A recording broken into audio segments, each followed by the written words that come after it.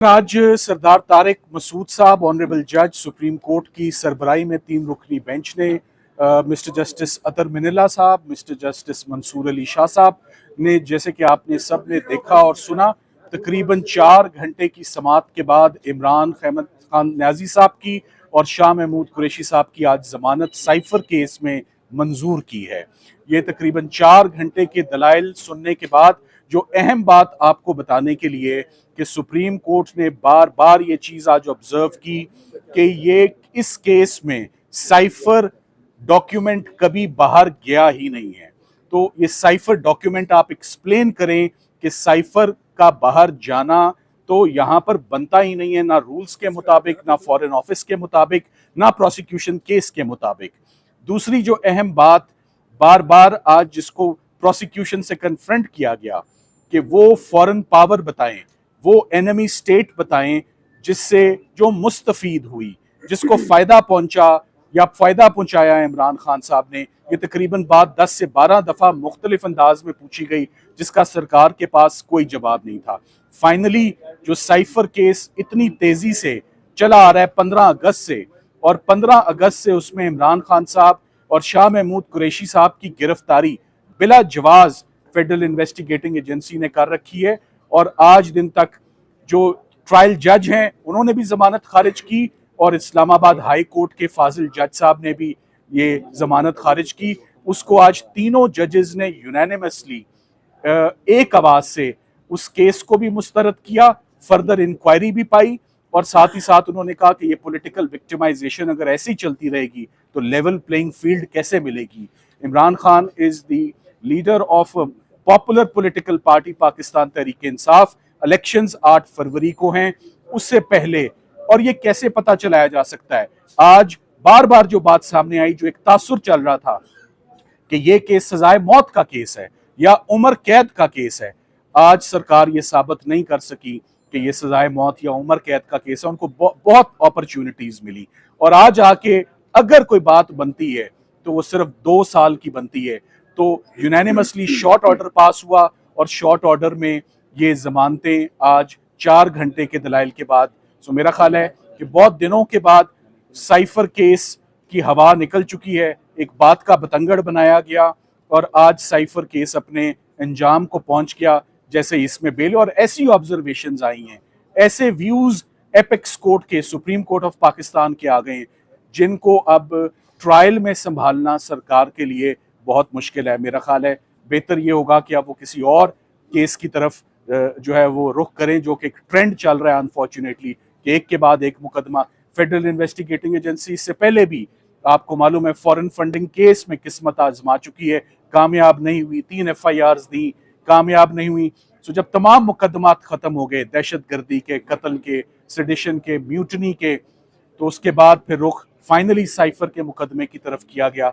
मगर आज जो बार बार बात हुई कि ऑफिशियल सीक्रेट्स एक्ट और इस कानून का, जो कि आर्म्ड फोर्सेस की प्रोसिक्यूशन के लिए, बड़े सीरियस मामलात के लिए ये प्रोसिक्यूशन होती हैं कि दुश्मन मुल्क के साथ ताउन किया जाए, यहां पर कोई चीज बाहर नहीं गई है। बहुत केयरफुली कुछ बताया गया है कि फौरन मदाखलत पाकिस्तान के अंदरूनी मामलात के साथ जो हो रही है, और उसके ऊपर फॉर्मली US एम्बेसी को पाकिस्तान में और US को इन US सॉइल उनको डीमार्च किया जाता है, एक प्रोटेस्ट लॉन्च किया जाता है और एक गिला दिया जाता है कि पाकिस्तान के अंदरूनी मामलात के साथ ना मदाखलत करें और ना ही अनडिप्लोमेटिक और कंडेमनेबल लैंग्वेज जो है उसका इस्तेमाल करें। सो साइफर केस, जैसे कि चौधरी एतजाज अहसन साहब कहते हैं, आज हकीकी मानों में मेरी नज़र में और जजेस की नज़र में सिफर हो चुका है। अब इस केस के अंदर कुछ नहीं बचा।